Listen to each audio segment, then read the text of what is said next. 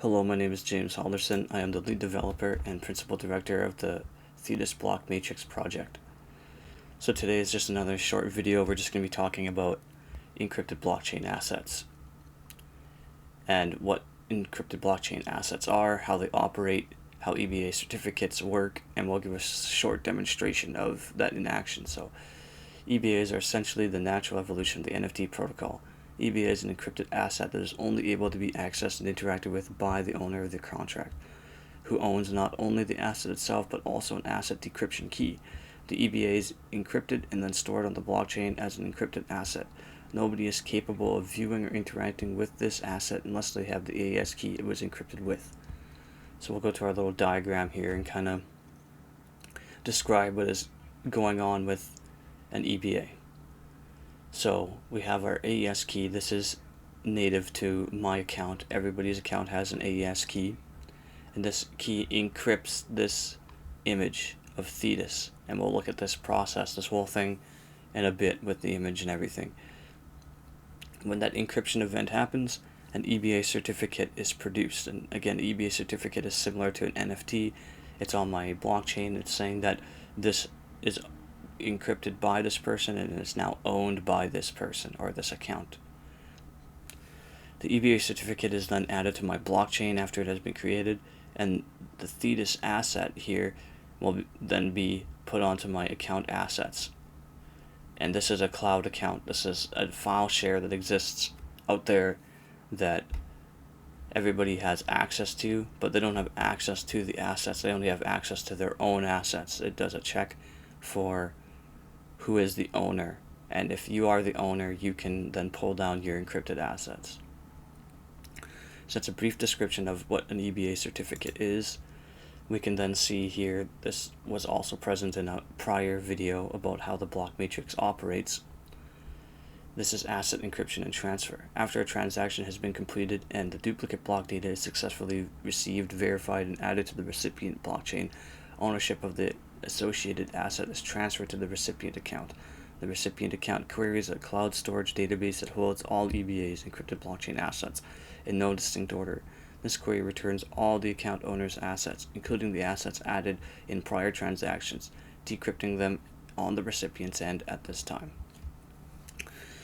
So again, for some brief backstory on that, the way that the block matrix works, my blockchain creates a block, sends it over to your blockchain verifies that this block is legitimate and that it has received the block, and at that point it sends out a verification signal.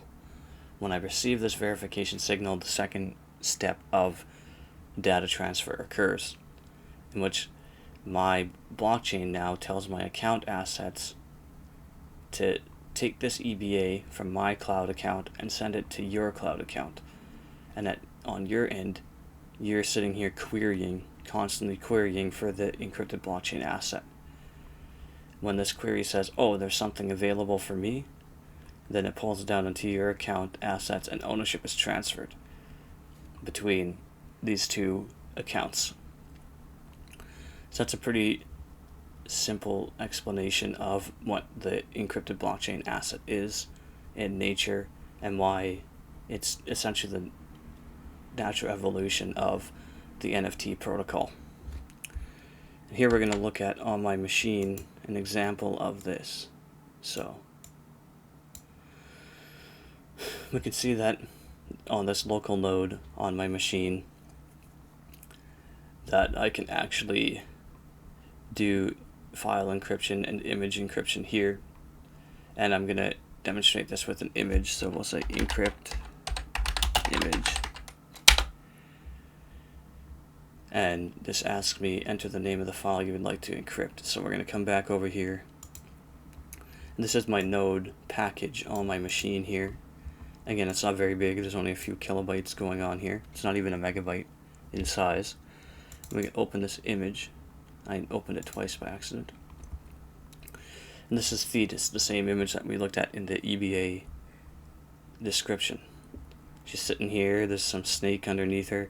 She's looking at the beautiful sunset. And we can see and interact with this image freely right now. But what happens when I go into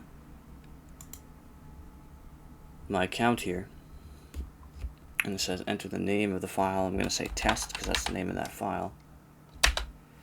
And it's asking me for the wallet name, and that's this here. This is my wallet file. I'm just going to rename it, take that. Currently this is just, if you want to look at it, it's empty. There's nothing here. It's just dummy data for the purpose of demonstration. And we're going to come here. I'm just going to paste that in. I'm going to say boom. So what just happened? We can look at this block of data here that I'm now highlighting. So a new block was added to the blockchain. The most recent block contains an EBA creator, so that's me. I created an EBA. The block index is 50, so there's 50 blocks on my local blockchain from things that I've been interacting with and doing. The block hash is this, the previous hash is this, so it took these and it created a new hash for the new block. The most recent block was signed by me. There's only one signee in this case, but you can have 2 or more signees. The blockchain is valid as true, so my blockchain is still valid. After this validation has occurred, then it says image encrypted successful, and the image was encrypted. This is just, it says this twice because this is my function and this is the blockchain telling me that my function has been completed. So we can look at our blockchain here. This is the whole blockchain.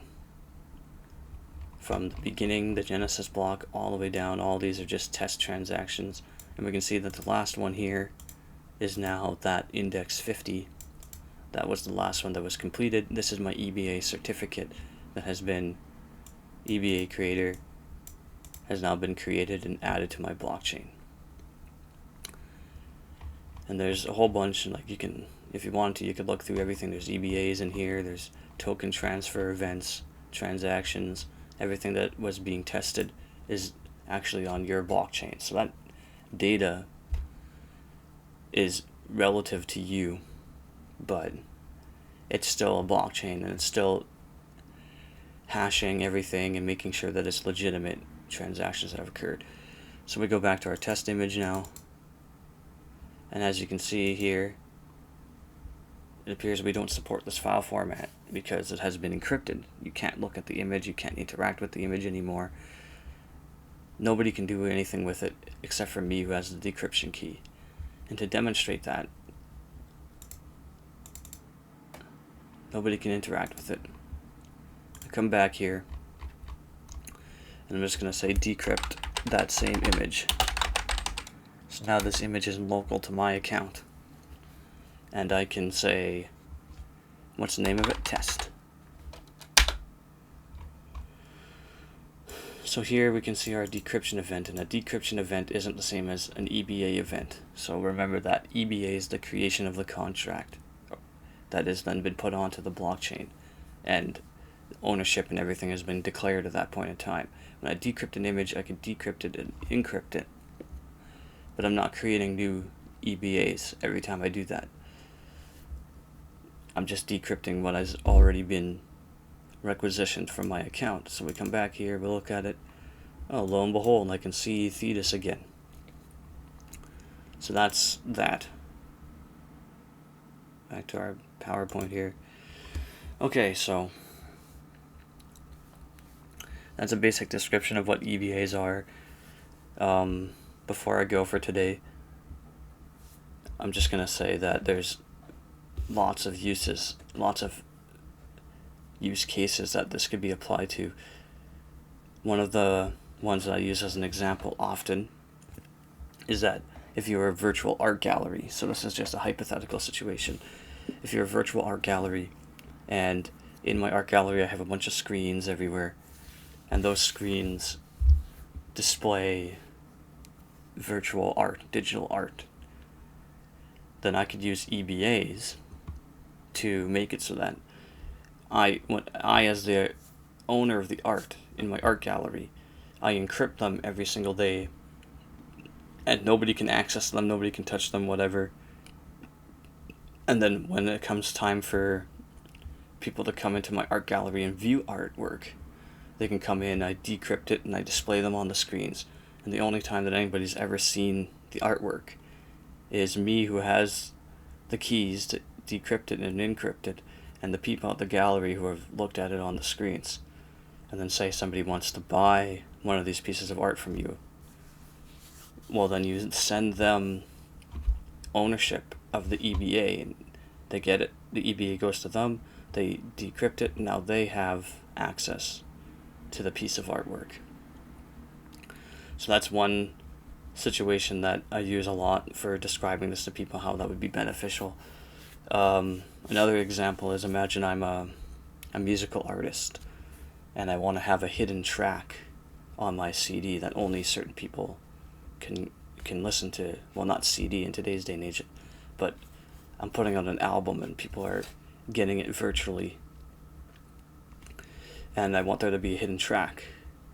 Well, what I could do is that when I sell these limited editions to people, I create an EBA of the hidden track, and I put it out there, and I give an allotment of, let's say, 500 of these owners that it can, and first come first serve. If you buy one of my CDs, when I generate it, you'll be one of the owners. And then I send down the EBA to all the owners, and they decrypt it, and then they have